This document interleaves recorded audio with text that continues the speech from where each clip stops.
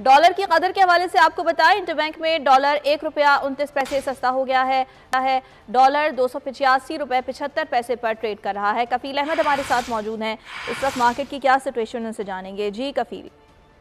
देखिए, ट्रेडिंग के दौरान जो डॉलर में जो है वो आज कमी देखी जा रही है और रुपया मुस्तहकम हुआ और 1 रुपये 29 पैसे कमी रिकॉर्ड की गई है और डॉलर जो है वो 285 रुपए 75 पैसे पर जो है वो इस वक्त ट्रेड करे, जबकि कल की जो क्लोजिंग थी वो 287 रुपए 4 पैसे पर थी। इसी तरह अगर हम ओपन मार्केट की बात कर लें तो वो 290 और 291 के दरमियान जो है वो इस वक्त से अपनी जो है वो सेल हो रहा है। आज अगर हम पाकिस्तान स्टॉक मार्केट की बात कर लें तो उसमें तकरीबन जो है वो 1.5-2 साल के बाद जो है वो मार्केट का जो 47,000 का जो लेवल था वो जो है वो ब्रेक कर गया और इस वक्त जो है वो 445 पॉइंट्स का इजाफा मार्केट में रिकॉर्ड किया गया और 47,128 के लेवल पर मार्केट जो है वो ट्रेड कर रही है।